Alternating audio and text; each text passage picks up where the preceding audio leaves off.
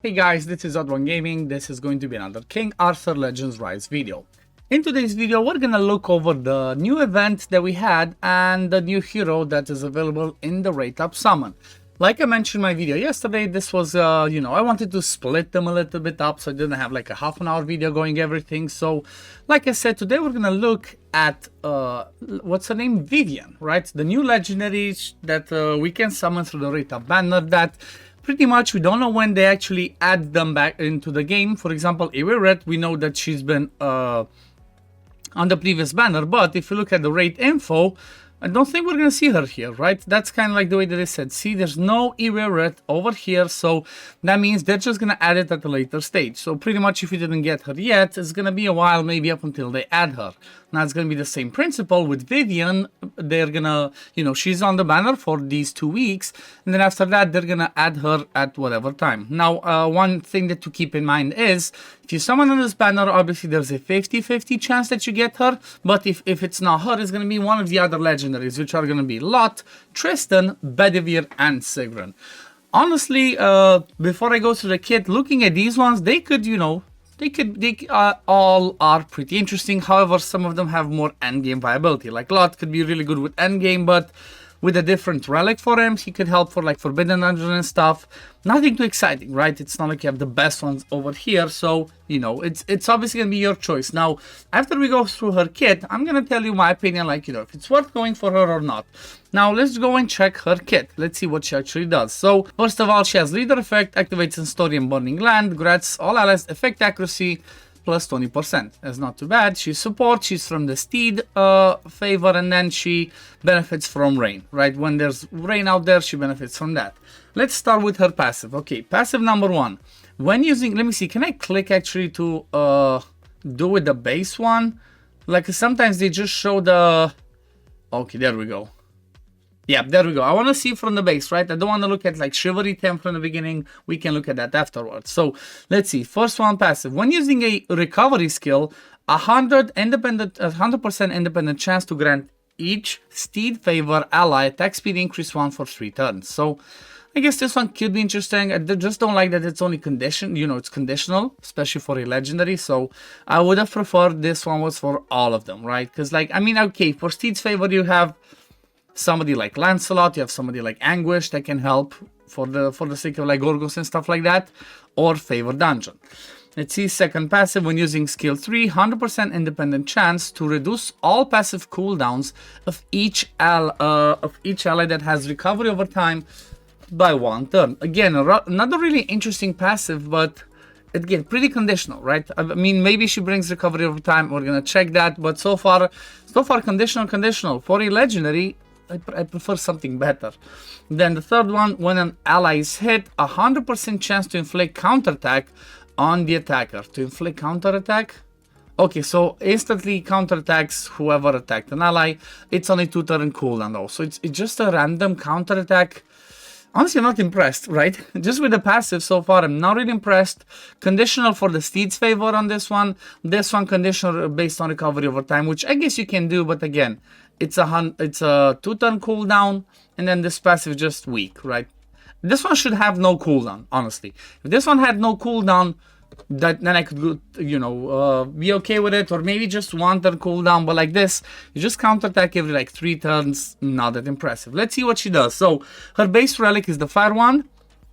The basic attack attacks one enemy, has a chance to inflict burn, 100% chance to heal the ally with the lowest HP by obviously a percentage, which initially it's 5.7%.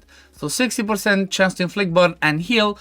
That's pretty much what Isolde does with her base, right? With Chivalry 1. If you have Chivalry 1, Isolde heals and lands chill. It's a 40% chance only, but she's a rare. So A1, interesting, not the best. Okay, second skill, 100% independent chance to heal each ally by 5.5% of Vivian's max HP, right? Because this one's only when it's skilled up. And then 100% independent chance to convert each ally's dot to recovery over time for 2 turns. So I guess again, Gorgos or any other area where you have actually dots on you. But again, this one's conditional. If there's no dots, you don't land recovery over time. So kind of like again, this is Isolde, right? This is Isolde. I'm gonna go check Isolde's thing, but it kind of looks like this is Isolde with some conditional other stuff that can make her be helpful. And then the third one attacks all enemies, deals okay damage with, what's that? Let's see, burn rate, 80% chance to inflict burn for 1 turn, 100% independent chance to heal each ally by, what's that, 13% Vivian's max HP without the skill up. So compared to Isolde, I guess she does bring that heal on the skill 3. But I'm not impressed. I don't know. Let me know in the comments down below. It just looks like I'm definitely not gonna go for her. My suggestion, straight up, don't pull for her. She just seems weak. It seems like she just doesn't bring good enough stuff in that kit. Because again, if you look at Isolde, kind of like, you know, Isolde is comparable to her. She can bring something similar. If only I can find Isolde. Oh my god, I'm blind. I'm a bit tired. Too much holiday happening, right? And I can't figure it out. So Isolde, like I mentioned, she starts with the frost one. Like I said, heals plus lands recovery over time. This one's not conditional, right? So Isolde has a better healing on the second skill. On the first skill, like I said, yep, Isolde, it's a 40% chance to inflict the chill. But then, like I mentioned, if you give her Chivalry 1, with Chivalry 1, she, when using skill 1, heals that with the lowest HP by 7% of Isolde max HP. Same thing. And then on the third skill, right, like I mentioned, AoE hit with a 50% 6 units book to inflict chill. And then there she doesn't have any healing, right? And then passive, she cleanses dots, and then again cleanses dots. So I don't know. It's just Vivian's just weak. From my point of view, she's just extremely weak. I would 100% skip this. It's totally not worth it. So that's the opinion on the Radar Banner. Now let's look at the event. So let's see the event dungeon. Let's go ahead. Obviously, I didn't do anything because I was debating, trying to see what I'm gonna do. So the event dungeon pretty much starts with, I guess, what's this? Is it Gorgos? No, it's something else. What do we fight? Yeah, so these ones, I'm quite sure we're gonna easily blast through these. At least the first stage, and Gorgos is at the end. And then the second one, I think it's pretty much the same thing, just a harder Gorgos at the end. And the rewards, as usual, could be pretty interesting. So you might decide to go to do this, right? Because there's 2 weeks going on it. However, my suggestion is finish this off. If you can, finish this off because the rewards are amazing. I've been pushing this a little bit, and as you know, or you didn't know, I'm fully free to play, never spent. I just manage my resources properly, and I managed to save this up, right? Because like I still have like 22 of the refills in my inbox. I'm using some of the 100 refills just to go for it. So this should be our main priority after we finish, then try and look at the event dungeon, or maybe even, you know, go with the Gorgos first and then go at the event dungeon, because you're never gonna, you're never gonna be upset about doing Gorgos because you always need gold. But let's check the shop. That's what I'm curious about. What does the shop actually have? So, event shop, let's see. So this one, same thing, 70,000 to get you a guaranteed legendary, but it's not a selector, it's at random, so, you know, not necessarily the best. Then 5 legendary memory stone for 35,000. It's kind of expensive, but I guess it can be pretty good. Anguish memory stones, same thing for Isolde. So in case you didn't know, if you see memory stone but you don't have the hero, if you buy it, it gives the hero. So, you know, if you're missing one of these two, might be worth going for them. Then the usual, some raid up summons, some talismans. These ones are pretty good, right? The legendary, the binding chain, because we cannot farm these, right? Like if you look at them, let me see, can I select like that? Over here, maybe? No. So normally you cannot get these from anywhere. There's like, where's the source? Where's the source? Where do you get them? You cannot. It's just special events and special locations. And then obviously stuff for forging. And the only other interesting thing is Merlin's Storm Relic. So if you do have Merlin, I guess this could be the only interesting thing to go for, right? Just get his Storm Relic if that one's pretty good. I don't know exactly. You know what? Let's have a look.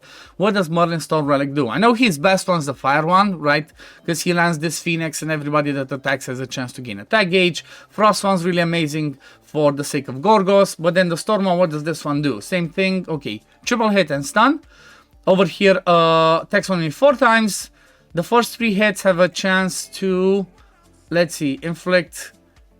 Wait. So it has a 60% independent chance to grant each ally crit damage increase for 1 turn. Upon critical strike, 100% chance to grant each ally critical rate increase, and also pain connection. When hit by abnormal status, applies abnormal status to the target. So this one's more of a supportive one. Can be interesting to like boost stuff up. And then on the ultimate, double AoE with the chance to inflict confusion, or silence. This is pretty good. You know what? This is actually pretty good for the sake of like control, bringing some buffs. It's worth for the relic, honestly. It's worth the relic, especially if you're going to face something that's frost heavy. He's going to be the right element, so it might be worth it. But all in all, I'm not really impressed, honestly. I'm not really impressed with this event, with the event dungeon, what he gives. I don't think I'm even going to farm this. I think I'm just going to skip this. I might just try and beat it, right? I might just go to the event dungeon. I'm going to try and beat the stages just to grab, you know, the milestone rewards. But then after that, I don't think I'm going to actually farm, because if they kept it the same as the previous one, when you farm this, it doesn't give you account XP, which means all the stamina that you use is not going to push your account to the next level, which can help. So I don't know. Again, I'm not really impressed. Also, the ones that boost you the points are going to be her with 100%, which I don't recommend pulling for. Then Ain 50% if you have her. I guess then Anguish Assault most people have. Rosier, same thing. Arduin, same thing. Or then Degenerate. So my team, if I would try to farm this, would be Anguish Assault Degenerate, if it's just Gorgos. And then the last one could be somebody like Rosier. Or obviously, if you have Ain, go ahead with Ain. I don't know, I'm not impressed. I feel like this one's a period of like chill, ignore this dungeon event, just focus on finishing the Happy Holidays one, because this one's amazing rewards. Then focus on doing the Gorgos one, and then maybe, you know what, maybe you need a break from focusing the events. You might need some time to go to the favor dungeons, for example, right? Go to favor dungeons, farm these, and then start awakening your people. Maybe you need to go to Tarask and farm, like, I know I personally need to do this. I need to come to Tarask and farm some of these awakening ones so I can awaken my relics. So I guess I'll take it as a win, right? It's a bad event from my point of view, like not as interesting, but it's a win because you can take a break from it itself and just do some other things. But let me know, what do you guys think? Let me know in the comments down below. Do you think it's a good one? Do you think it's a bad one? But yeah, we're gonna leave it at this for today, guys.